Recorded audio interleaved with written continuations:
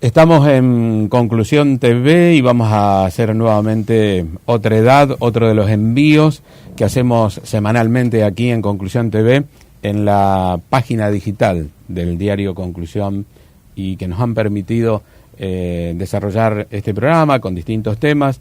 El de hoy es un tema económico. ¿Por qué es un tema económico? Porque la economía está en el tapete, más allá de que rija nuestras vidas en un montón de aspectos, hace que estemos un poco alertas debido a algunas cosas que están ocurriendo. Y podríamos hablar del dólar, de las tasas, de referenciales y un montón de cosas más, pero para ello necesitamos tiempo. Entonces vamos a tratar de entender qué es lo que pasa y hacia dónde vamos. Para ello he invitado al profesor Diego Añaños, que es licenciado en Ciencias Políticas y es profesor en la universidad también, de la UNR, y a Cristian Nieto, que ya con él en algún momento analizamos los números en Santa Fe. Bienvenidos a los dos. ¿Qué tal? Buenas tardes, ¿cómo están? Hola, buenas tardes.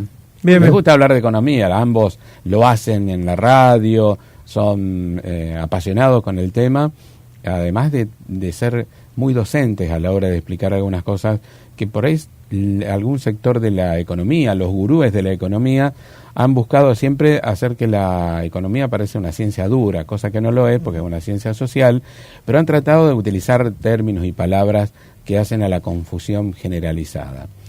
Estaba leyendo ayer un libro que ya he leído otras veces de Alfredo Zayat, que es Economía a Contramano, y encontré en un pie de página, encontré esto. La economía, también llamada como maldita en algún momento, dice, también hablaba de la economía deprimente. Dismal Science fue definida por Thomas Carlyle en 1849 en su ensayo Occasional Discurso de Negro Question. Dice, está en inglés, ¿no? Sería Occasional Discourse on the Negro Question. Y después dice, para criticar las opiniones de Thomas Malthus, a la que juzgaba excesivamente pesimistas. A la sazón, estas.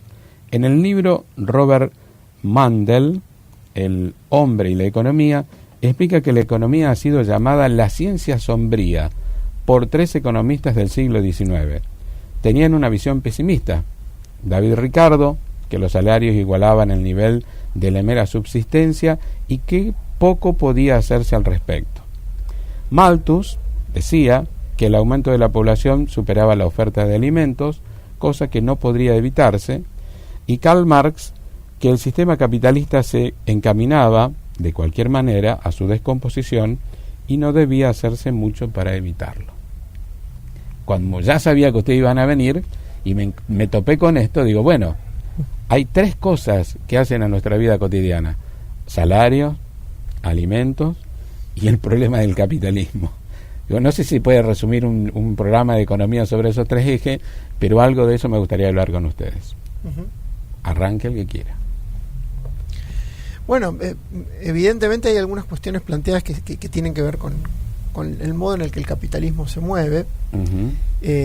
Y una de las capacidades que ha tenido el sistema durante muchísimo tiempo, por lo menos durante todos los años de su existencia, es esta capacidad camaleónica de irse transformando progresivamente para no perecer, para no morir. De hecho, buena parte de la literatura moderna hoy sobre capitalismo directamente habla de las variedades de capitalismo, como si no existiera un solo capitalismo, ¿no? Sino un conjunto de modelos distintos, y dentro de ese conjunto de modelos esquemáticamente aparecen 2: aquellas economías que son absolutamente libres y aquellas economías que tienen algún grado de regulación por parte del Estado. Que me parece que es la discusión profunda con respecto a esto que vos describías con respecto al movimiento del capitalismo, que habitualmente se llaman los ciclos económicos, que están vinculados a un montón de cuestiones que sería muy largo y muy aburrido explicar ahora. La cuestión es que daría la impresión, por más que muchos digan otras cosas, que cuando uno mira la historia del capitalismo, por lo menos desde que existe hasta el día de hoy, siempre que se dejó librado el movimiento de la economía al libre juego de la oferta de la demanda, las cosas no funcionaron. De hecho, no hay ninguna experiencia capitalista exitosa, yo no la conozco, por lo menos, a lo mejor Cristian conoce alguna, yo no conozco ninguna, en la cual el Estado no haya sido fundamental. Entonces me parece que una de las figuras que no aparece ahí, que es básica, elemental, es la del Estado, ¿no? El papel que juega el Estado en el proceso de programación, de organización, de distribución, que me parece que es importantísimo, en todo caso, para controlar y regular esas, vamos a ponerlo entre paréntesis, perturbaciones, inconvenientes, problemas que suelen surgir en las economías capitalistas modernas, que son básicamente tres, ¿no? El desempleo, la inflación y la pobreza. Entonces, digo entre paréntesis porque en realidad son el producto mismo, el movimiento del sistema. Se las hacen aparecer en los libros de texto como externalidades, como efectos no deseados, pero en realidad tienen que ver con el movimiento mismo del sistema. Por eso digo que es la figura disruptiva, en todo caso la fundamental, no solo para pensar, sino para pensar en modificar el modo de desarrollo del sistema a lo largo del tiempo, la figura del Estado, que me parece que es la que tendría que aparecer. Si nos vamos acercando un poquito más a la realidad, bajamos de los niveles de abstracción a situaciones mucho más reales. El caso argentino es un caso puntual. Me parece que hoy lo que nosotros estamos viendo es qué es lo que sucede cuando el Estado se retira y desaparece. Concretamente, hoy la gestión Cambiemos hoy tiene una política, que ni siquiera es una política económica, que es una política monetaria, ¿no? Que es la de intento de control del tipo de cambio como ancla inflacionaria. Punto, no hay otra política. Todo lo demás es todo lo de menos, aparentemente, y los resultados están a la vista. Entonces, es una discusión teórica muy larga, muy interesante, por supuesto, pero que me parece que habría que agregarle el elemento del Estado como regulador, ¿no? El Estado aparece en intervenciones a partir de las que hace el Banco Central de la República Argentina sobre las tasas para evitar que el dólar suba, pero las dificultades las tenemos más allá del dólar. El eje de las dificultades económicas de la Argentina pasa por la caída de la producción, por los bajos salarios, por la pérdida del poder adquisitivo y otras tantas, ¿no? El Estado interviene, pero interviene a favor de tratar de balancear las cosas. Sí, bueno, yo no me quiero ir del debate académico para después volver, porque hoy estamos hablando sobre la economía real y la solución la quieren dar desde el plano financiero. O sea, ajustando el dólar, la tasa de interés, no se están preocupando por ajustar la pobreza, la producción. Pero el tema de la economía, esto que Diego, que viene de ciencias políticas, yo vengo de economía, que separaron universidades que también separaron la economía. Mi divorcio con él viene de la concepción de la economía, porque la teoría económica fue escrita por personas y esas personas responden a intereses. Y en su surgimiento de la economía, por Adam Smith y los clásicos, Ricardo y lo que es Marx y demás, hablan de la economía política, la economía en relación a pujas de intereses, representación de clase, pujas de clase, que eso después del devenir del siglo XX se rompe y aparece en la facultad de Rosario, y el mainstream o la teoría principal neoclásica quiso mutar de que la economía no es una economía social, perdón, no es una ciencia social, sino es una ciencia exacta relacionada con las matemáticas, los números, que tienen que cerrar los modelos, las variaciones y demás. Y es una teoría que se enfocó mucho más en la matemática, en la ciencia exacta, en la física, y no se relacionó con la política. El mote de la política, el Estado hay que correrlo, el mercado asigna correctamente, no dejando el libre fuerza del libre del mercado se asignará correctamente los recursos, la eficiencia. En los albores de los 90 estaba a flor de piel eso, y a principios de los 2000 también, y en los libros de economía también están. Resurgieron, por suerte, en los últimos años economistas con una visión más alternativa, que antes no eran muchos. O sea, cuando estamos hablando de los 90, era el plan Fénix, había economistas heterodoxos, habían 5. Hoy, por suerte, vos te juntás, por lo menos hay un gran caudal de economistas que tiene una visión distinta, que es lo que yo me encuentro, que a través de los números no tienen que cerrar los números, las variaciones más, a través de esos números hay personas. Cuando hablamos de desempleo, hay gente una familia que se vio destruida porque alguien perdió un trabajo, perdió su planificación del ingreso, el ordenador, cómo planificar sus ingresos, la alimentación, un montón de cosas. Cuando hablamos de la pobreza, hay gente que no se está alimentando, no está cubriendo las necesidades mínimas. Cuando hablamos de que cayó la actividad, hay capaz que una empresa que cerró y que de vuelta está relacionada con un trabajador que se quedó si fuente de trabajo. Entonces hay que dejar de escuchar a los economistas por ahí, porque está muy relacionado a una teoría que se relaciona a explicar variaciones y números y matemática y física, y poco hablan de las personas, lo que hay atrás, que esas personas responden a intereses, los que toman las decisiones, que tienen una visión ideológica también. No hay una sola forma de ver la economía. Pasa que está muy construida en un sentido común, en eso de que si yo trabajo, voy a trabajar y en base a mi esfuerzo progreso. No, si no hay un Estado que viene de la Facultad de Ciencia Política que te asegura el entorno para que a vos te vaya bien, hoy te está esforzando igual que hace 5 años. La única diferencia es que el ingreso te alcanza menos. Entonces hay una política, una decisión del Estado que condiciona o que direcciona hacia dónde va la economía. Y entonces me parece que hay que dejar de escuchar más a los economistas, dejar un poco, escuchar un poco más a los politólogos, otras vertientes un poco más relacionadas con una sensibilidad Un economista social. no tiene que ser un especialista en matemática ni en física, tiene que pensar en términos políticos la economía. Pero hay una idea de los últimos 20, 25 años que tal vez en estos años que vos mencionás se ha ido rompiendo. Empezamos a escuchar la heterodoxia de la economía que se salió de ese marco de los gurúes, que se los mencionaba de esa manera, o los economistas ortodoxos. Hay algunos referentes que trataron de explicar y hacernos ver a los de a pie, a los que estamos en los medios de comunicación, que nos interesa que poder hablar de este tema, para salir de ese formato donde la economía parece una cosa difícil. No es la economía del hogar, no podés comparar la economía del hogar con la economía del Estado ni la economía de un país, pero tampoco tiene que ser del modo que no entendamos de qué se trata, o que la economía se trata solamente de invertir y comprar dólares, porque hoy había medios de comunicación que estaban en el minuto a minuto buscando que la gente salga a comprar dólares. Yo con un error, por lo menos desde mi perspectiva, un error ir a comprar dólares, pero bueno, la gente trata de salvarse individualmente para después ver qué hace con eso, para ganar una pequeña diferencia entre el paquete de yerba de ayer y el que va a comprar mañana. Sí, si la economía fuera matemática, los economistas no serían necesarios, bastaría con una persona que ni siquiera los contadores, alguien que maneje una hoja Excel, y eso sería suficiente. Evidentemente hay otras cuestiones que escapan a los números, y no estoy negando la importancia de la econometría tampoco. Me parece que es una disciplina que aporta muchísima información, o una subdisciplina dentro de la economía que aporta muchísima información, y muchas veces los números son muy importantes también. Digo, hay cuestiones macroeconómicas que tienen estrictas relaciones matemáticas unas con otras, y esto es relativamente cierto.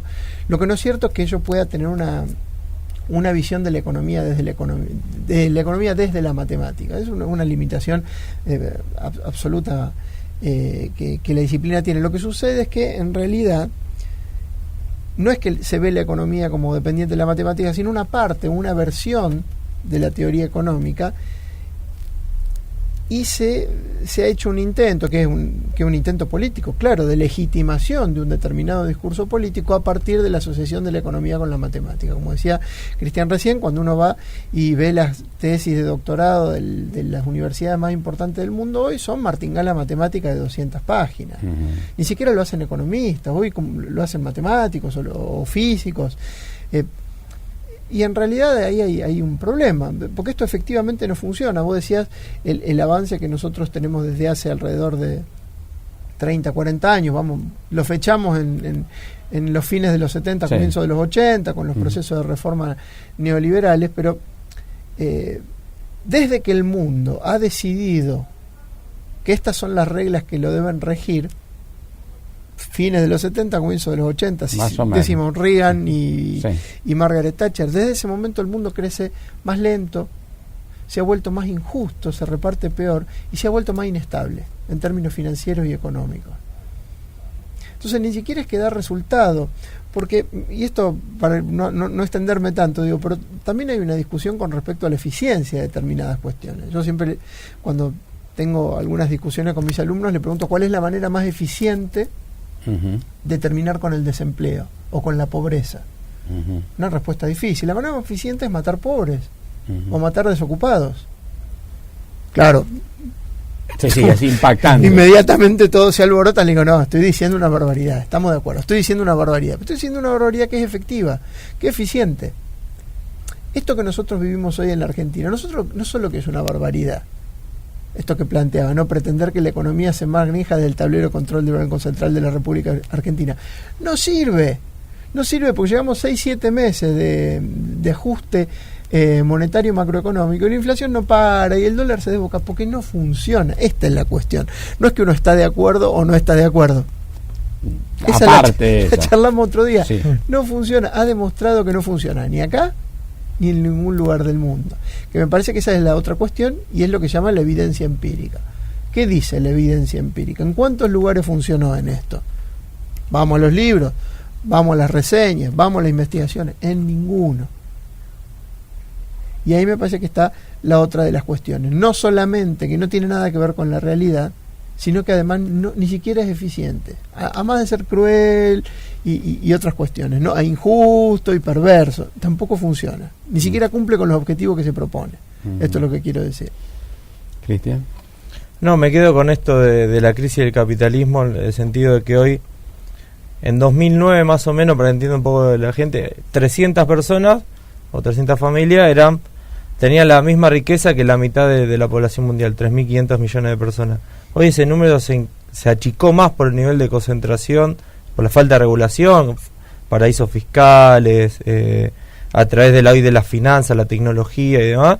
Y hoy era 68 hasta el año pasado y creo que hoy bajó, no sé si dio de verdad, pero creo que 36 más o menos. Sí. Carlos Heller utiliza una figura que no sé si la habrán escuchado. Dice que hace unos años los ricos del mundo iban en un avión. Después pasaron a un colectivo y ahora van en una combi. Entraron en una combi. Eso era. Llegó hasta una combi, el ejemplo ese es de 8, porque entraron en una combi de 8. Para entender un poco el nivel de desigualdad que hoy tiene el capitalismo, y se rompió una lógica que, por apostar más a lo financiero, a la desregulación, de que se rompió eso de que la movilidad social ascendente, o que la perspectiva mía era vivir mejor que mis padres. Hoy el sueño de el sistema, digamos, nosotros lo vemos de Argentina, pero hoy el sistema mundial, por otra vez hablaba con una chica inglesa y en Europa se está dando lo mismo, en Francia hoy el nivel de concentración de los ricos es más alto que lo era hace un par de años, y el francés medio tiene peor calidad de vida de lo que tenía un par de años atrás. Entonces hoy la perspectiva de vida, o digamos del sueño de la casa propia, el auto, un buen trabajo, vacaciones, un buen trabajo, hoy no están aseguradas, o implica un esfuerzo mayor por todo lo que implica hoy el nivel de voracidad que tiene el sistema, la falta de regulación y todo este nivel de multinacionales y demás, que son pocas empresas que manejan casi el gran capital del mundial. Creo que alrededor de 60 empresas manejan el 60% del PBI mundial. Por eso les decía recién, ¿no? Sí. Un mundo que crece más lento, que distribuye peor y que es más volátil, porque aparte esta es la otra cuestión, nosotros vivimos todo el tiempo arriba de un volcán. O sea, permanentemente el sistema está sujeto a estas tormentas, vamos a utilizar un término de la epistemología climatológica de nuestro presidente, sujeto a estas alteraciones, perturbaciones violentas, y esto tiene que ver con que las reglas mismas son las que producen estos hechos. O sea, no es que aparecen acontecimientos aislados. Esta es parte de la lógica misma de funcionamiento del sistema hoy con estas reglas. Pensaba cuando Cristian hablaba de tener que hacer un mayor esfuerzo para la casa, las vacaciones, el trabajo y demás. Entonces me posicionaba pensando en el tema de los padres, ¿no?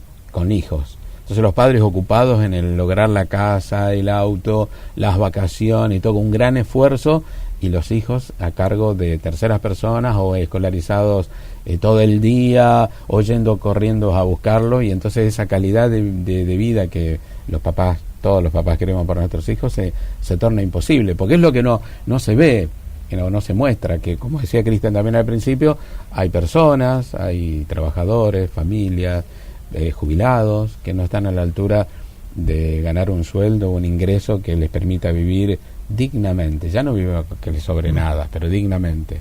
Hoy lo de tener el ejemplo en Argentina, pero de vuelta estamos en un contexto global para poder... A veces somos muy geocentristas del argentino, pensando, tenemos una intensidad distinta a lo que tiene las otras economías del mundo, pero muchos problemas que hoy tiene, como dice Diego, tiene el sistema capitalista en general, por lo menos del occidente.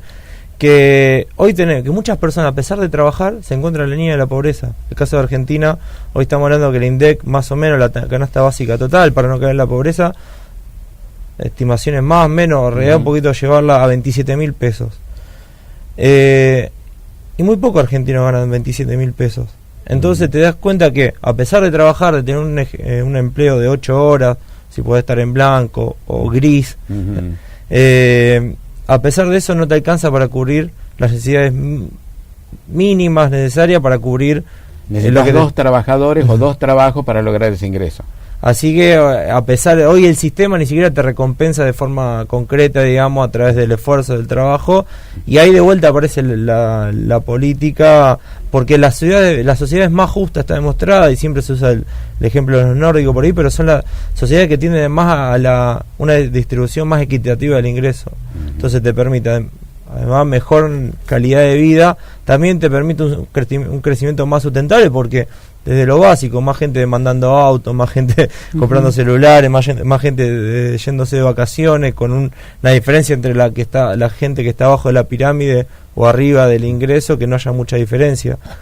Hoy en Argentina, yendo a lo particular, a lo local, hoy con nivel de falta de regulación del Estado, corriéndose del control de precios, a través, por ejemplo, precios cuidados, que no lo hace más, premiando a las empresas relacionadas con el gas, con la luz, con las petroleras, con las naftas, priorizando una rentabilidad en base a lo que fija el precio del mercado, prefiere que ganen más X cantidad de pequeñas empresas, a pesar del sufrimiento de muchos hogares. Y el sufrimiento es para la mayoría. Y ahí me cruzo con lo que estábamos hablando al principio, que el que implementó toda esta política de los tarifazos fue Aranguren, que de vuelta con los números parece que esta política siempre fue lo que se utilizó, que la aplicó a través de un Excel. Entonces, de vuelta, a través de los números, que ese Excel tenía que ir aumentando a poquito todo, con una proyección y cuánto tenía que valer la energía. En el medio había empresas que dejaban de funcionar, o que se le disparaba el precio de la tarifa de luz, lo mismo para hogares, apareció de vuelta el problema de los electrodependientes, porque era tan alto la tarifa que hoy se le complicaba hasta asegurar la vida de algunos argentinos que tenían que estar todo el día enchufados a un respirador porque no tenían la capacidad pulmonar para hacerlo. Entonces, de vuelta, esta lógica de nada más que regule el mercado hace daño. Hace daño que el mercado se regule solo, porque el mercado es una abstracción que no tiene empatía, no tiene dolores, no le importa lo que le pasa a la gente. Estamos en una situación compleja. Hace 3 o 4 años atrás, con dificultades económicas, Argentina no estaba tan vulnerable a los movimientos del mercado. Es una cuestión de modelo. Acá hay un modelo que excluye a la mayoría y que hace débil a la Argentina con respecto a los movimientos que va a hacer en el mercado de entrada y salida de capitales, que se van continuamente, porque la fuga de capitales ha sido muy grande. Esa es una de las cosas que me gustaría que analicen. Y la otra, en un año político, en un año electoral como es este, que pronto serán las de Santa Fe, pero también son las a nivel nacional, ¿cuál es la propuesta que se puede hacer para pensar en una forma de salida? Porque tendrá que ser gradual, paulatina, se necesitará tiempo, porque estamos en una dificultad importante. Sí, mira, yo creo que en general los lineamientos básicos de política económica de este gobierno se sentaron en diciembre de 2015, y yo te podría decir que son casi un calco de las 5 o 6 primeras medidas que toma Martínez de Oz en el año 76. No hay gran diferencia, digamos, como la recuperación de un modelo conservador o algo por el estilo en la Argentina. En todo caso hay un conjunto de decisiones que son gravísimas. Una de las más graves es la liberalización del mercado tipo de cambio. Me parece que eso impacta muy negativamente en la Argentina. También uno necesitaría un programa más largo para explicar algunas cosas, pero el dólar no está caro en la Argentina, ni por la desconfianza, ni por los problemas globales. El dólar está caro en la Argentina, y siempre es un problema, porque la Argentina está sometida a un efecto que se llama restricción externa, y que tiene que ver con la ¿Y por qué no tiene la máquina de hacer dólares? Ningún país tiene la máquina de hacer dólares, lo único que lo tiene es Estados Unidos. Entonces la única manera genuina de generar moneda extranjera es el comercio internacional. Ese comercio internacional se ve sometido a alteraciones intertemporales que son muy variables, pero que dicen que en el largo plazo, vamos a decirlo así, en el largo plazo la Argentina no genera todos los dólares que necesita para desarrollarse. Lo genera eventualmente, bajo ciertas circunstancias, en determinados periodos, pero en el largo plazo no. Por lo tanto, el dólar, que es un bien estratégico, pero un bien que podría ser agua, arena o petróleo, es el dólar. Ese bien estratégico es un bien escaso. Por lo cual, y además un bien estratégico, además de ser un bien escaso, pues yo lo necesito para crecer y desarrollarme. Necesito comprar tecnología, software, que es un montón de cosas que yo no produzco en la Argentina. Bueno, hay algunas cosas de software que sí se producen, digo, pues si algún atento escuchando me va a decir que, ojo, es software, bueno, hay algunas cosas que sí. Entonces, si yo esa mercadería, que es la mercadería escasa y estratégica, yo tengo ese bien escaso y estratégico, lo regalo, es como si estuviera regalando el agua en el desierto. Ahora, pues imagínate que comienza a haber movilización en el desierto, donde yo tengo el agua y la regulo, para que le alcance a todos, porque tengo que regar los campos y la gente tiene que tomar agua, los animales no se tienen que morir. Entonces empieza a haber movimiento en el desierto de gente diciendo yo quiero comprar todo el agua que quiera. Y viene un gobierno que le dice, no, está bien, usted tiene razón, usen todo el agua que quieran. ¿Qué es lo que va a pasar en ese desierto? Que los dueños de los camellos van a bañar los camellos con agua y que van a tener piletas de natación gigantes, que la gente se va a morir de sed. Y los cultivos se van a secar. Algo parecido ocurre en la Argentina. Cuando vos regalás ese recurso estratégico, que es lo que ha hecho el gobierno desde que asumió, o lo entregás libremente sin ningún tipo de restricción, vos lo que hacés es atarte las manos a vos mismo. Es generar las condiciones para que esto explote. En un año, en 2, en 3, no importa, pero evidentemente el camino es uno solo. Entonces, esa es una decisión extremadamente grave. La desregulación del mercado financiero también, la apuesta a la valorización financiera por sobre la valorización productiva del capital es otro efecto gravísimo. El cambio en las alineaciones políticas. Nosotros salimos de un eje Mercosur para ir a un eje, digamos, pacífico, Perú, Colombia, México, Estados Unidos. Todos esos cambios producen efectos muy profundos dentro del sistema productivo y del sistema económico, que luego se expresan como inflación, como estampida cambiaria, como crisis en el sistema bancario, como crisis de tu balanza comercial, en todo caso, pero son en realidad efectos, son como la fiebre, ¿no? Como expresiones fenoménicas de algo que está ocurriendo dentro de la estructura económica. Para cerrar, ¿cuál es el problema de este gobierno? Que este gobierno nunca atacó las causas y siempre atacó las manifestaciones externas o los síntomas.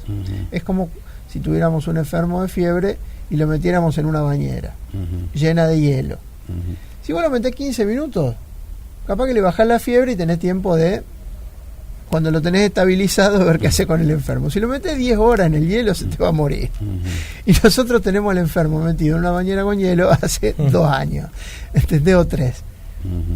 Esta es un poco la cuestión, ¿no? Y particularmente una cosa que se ha agravado muchísimo en los últimos 5 o 6 meses, la decisión de este torniquete monetario tan brutal, que rompe con todas las expectativas, con todas las teorías, que decían que la inflación es el déficit cero es un hecho monetario, claro, y que cuando hay mucho dinero hay inflación. Ya todo el mundo se está dando cuenta que esas cosas solo forman parte de la fiebre de imaginación de 2 o 3 economistas, pero no tienen nada que ver con la realidad. Lo del déficit cero, ya que lo sacas, me parece que es una cosa que agrava aún más las cuestiones, porque lo único que te quedaba a vos como locomotora, como tractor del crecimiento en un país, porque tenés el consumo planchado. Bueno, esto Cristian por ahí, si es economista, lo va a explicar mejor. Hay 4 tractores en la economía: el consumo, la inversión, el Estado y algún saldo de la balanza comercial. Si vos todas esas cosas las tenés rotas, lo único que te queda es el Estado. Si vos el Estado prometés en el presupuesto que el Estado va a gastar menos, estás rompiendo el único tractor que te queda. Digamos, por lo cual, digo esto con mucha suerte, y si nada raro pasa, y lo digo hoy a las 4:39 de la tarde, pero puede cambiar, con mucha suerte 2019 va a ser un 2018 descafeinado, porque se parece cada vez más a 2019 y podría ser peor, con una inflación que se piensa va a andar por los 40 por lo menos. 35-40 hoy es el piso de todas las... Sí. Pero va cambiando. No me quiero extender tanto, que hable Cristian también, pero cuando uno ve los relevamientos de expectativa de mercado del Banco Central, que son supuestamente los popes de la economía los que hablan, todos los meses se ajustan hacia arriba todas las variables. Digo, ni el Pipita Pasó en el 2018 ni el también. Pipita Higuaín erró tanto. No. En 2018 le erraron por el 100% a todas las variables, Edgardo. Revisa el relevamiento de expectativa de mercado de diciembre de 2017, diciembre de 2018 le erraron. Decían que el dólar iba a costar 19, que la inflación iba a ser del 20, que el producto iba a crecer al 3%. Le erraron por escándalo a todo. Por eso digo, ni Higuaín se atrevió tanto, no sé cómo le seguimos creyendo. No, y bueno, el tema de la conclusión. Hoy la complementar un poco, comparto lo de Diego y completar el análisis de que hoy la situación que tiene la economía argentina no tiene que ver con 70 años de historia ni pesada herencia. Fue el propio gobierno el que decidió liberalizar el tipo de cambio, que puedan entrar y salir capitales libremente sin tener que estar, que puedan venir sin informar, o en realidad que puedan venir a especular con altas tasas y irse cuando querían, sin apostar a la inversión real concreta en la Argentina. Fue el propio gobierno que decidió liberalizar el precio de la luz, del gas, del precio del combustible, cuando Argentina tiene una capacidad, no es un país árabe, pero tiene una capacidad de autosuficiencia que no se tiene que regir por precios internacionales. Es un país con petróleo. Sí, fue el propio gobierno el que decidió poner un piso a las paritarias también. Entonces, de medida tras medida fue la que fue tomando, y la más importante es el tema de la deuda externa. Este gobierno duplicó la deuda en relación al PBI en solamente 3 años, en términos absolutos la emisión de deuda más alta de la historia, de los cuales el 90% de la nueva deuda está nominada en dólares, y hay parte viene de hoy de la locura del dólar. O sea, cuando te endeudas en una moneda que no es la tuya y la generás a través de mayor deuda, se te cerró ese mercado porque ya los inversores privados no te quieren prestar más, vino papá FMI a ayudarte, pero con condicionamiento. Después, y no hay otro Fondo Monetario Internacional después de digamos. Ya le debes. Pero además el fondo no es un banco cualquiera, viene y te impone condiciones, te presta, pero además viene a tu casa, se sienta con vos y va con vos al supermercado y te dice, no, compré estos fideos, compra esto y demás, porque te condiciona. Y también algo para completar, la mentira del déficit cero, porque nada más estamos viendo lo que gasta versus lo que entra, digamos, el fiscal, pero redujo también el Estado para llegar a ese déficit cero, redujo gasto en educación, no hay más obras públicas, en educación, en programas sociales, pero los intereses de la deuda pasaron de ser del 7% del presupuesto total 2015, hoy estamos alrededor del 19% del gasto total, y además también eso cuando vemos nada más intereses de deuda que tomó el Estado Nacional. A esto hay que sumarle las fiestas, las LEVAP y hoy las LECAP, todo lo que es las tasas que está prestando, que te lleva casi el déficit al 9% del PBI. O sea, todo lo que ajustaste para llegar a ese déficit cero, en realidad, cuando ves abajo de la línea lo financiero, tenés casi 9% de déficit financiero de la fiesta de deuda que vos emitiste. Entonces, y ahí es donde viene prácticamente uno de los grandes problemas. Y hoy Argentina está en default. O sea, hoy Argentina no puede pagar sus compromisos de deuda. No cae nada más porque papá FMI vino y puso el dinero por una cuestión geopolítica y la necesidad que Macri se mantenga fuerte y que gane las elecciones que siguen. Después, el año que viene vemos, pero Macri tiene que ganar o un gobierno afín a la embajada de Estados Unidos. Entonces, lo que pasa en Argentina es una situación autogenerada, y lo que podemos esperar para este año, a todos les interesa la inflación, ¿qué puede ser? El otro día estaba haciendo proyecciones entre cómo arrancaron 2016, 2017, 2018 y cómo terminó la inflación y cómo arrancó enero y febrero y lo que se viene de marzo. Así que hoy de mínima tenés un piso del 43%. Yo lo hice la semana pasada, que en Argentina es como hablar de hace un año en otro país. Hoy ya el dólar varió 2 pesos, así yo lo hice 43%, sí, solo sí, el dólar se mantenía dentro todo estable. Hoy no sabemos cuál es el precio del dólar, porque la economía, si bien tiene profecías autocumplidas, o sea, si todos vamos en manada a tratar de conseguir el dólar, el precio del dólar sube. No sabemos cuánto va a ser. A medida que sigan los datos negativos de la economía y a medida que nos acerquemos a las elecciones, la presión sobre el tipo de cambio va a ser mayor, y hoy no sabemos cómo podemos terminar. Hoy el escenario de hiperinflación era casi inexistente hace un par de años. Hoy estamos hablando que no es tiene un nivel de ponderación, cada un poquito más alta. Y lo digo yo, como ya me corre como economista, fui ayer con mi novia al súper y tuve la misma sensación que cuando fui en octubre o los meses más fuertes de la evaluación del año pasado, que de vuelta te chocan el aumento de precios que están teniendo este mes, el mes de marzo, que estamos hablando que se está esperando a través del INDEC que dé un valor cercano al 4% mensual. Entonces, por ahora, Argentina... 4% mensual, sí. Estamos en el 48 más o menos. Estamos hablando para final abierto. Un dato para tener en cuenta.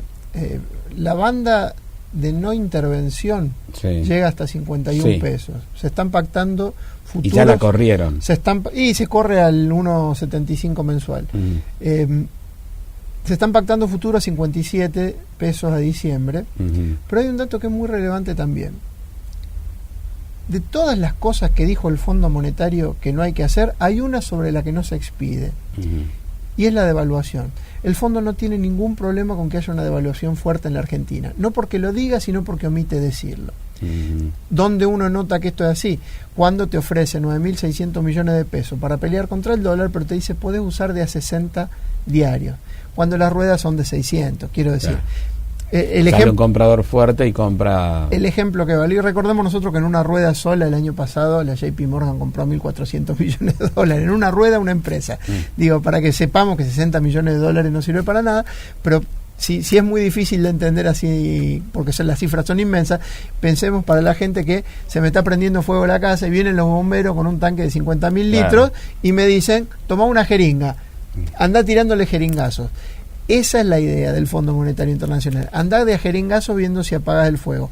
Obviamente no tienen ningún problema con que haya una devaluación y es una señal, hay que tenerla dentro del radar, porque esto es muy importante. Y la segunda, lo único que garantizan esos 60 millones de dólares diarios es fuga de dinero blanqueada, en todo caso, e institucionalizada, pero bajo ningún punto de vista eso va a pelear contra el tipo de cambio.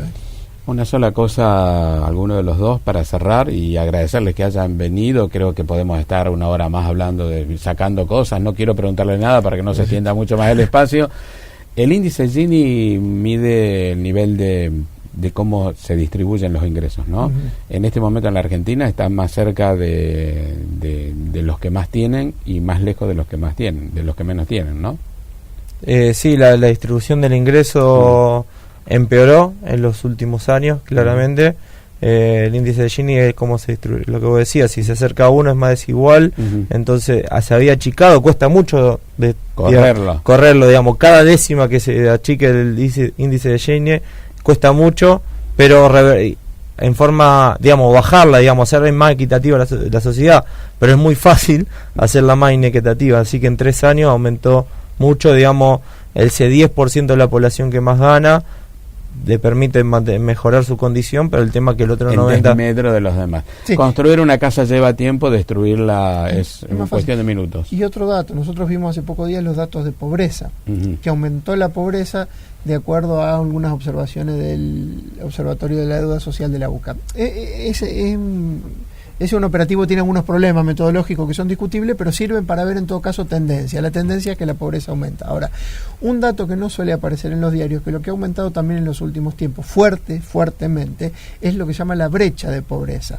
O sea, la distancia que tienen que recorrer los que son pobres para dejar de serlo, y eso también se ha ampliado. Eso da cuenta también de la gravedad de la situación, ¿no? Digo, para agregar un dato más.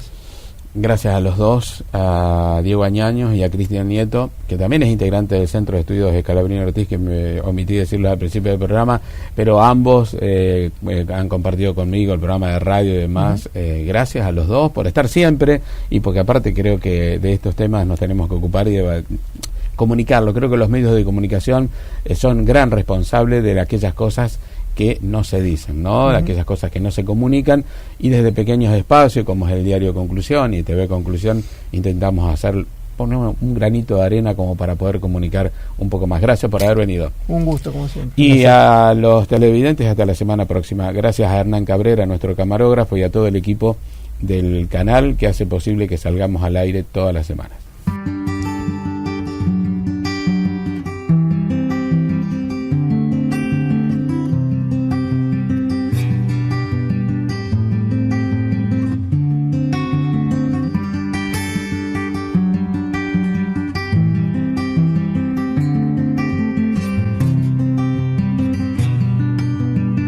o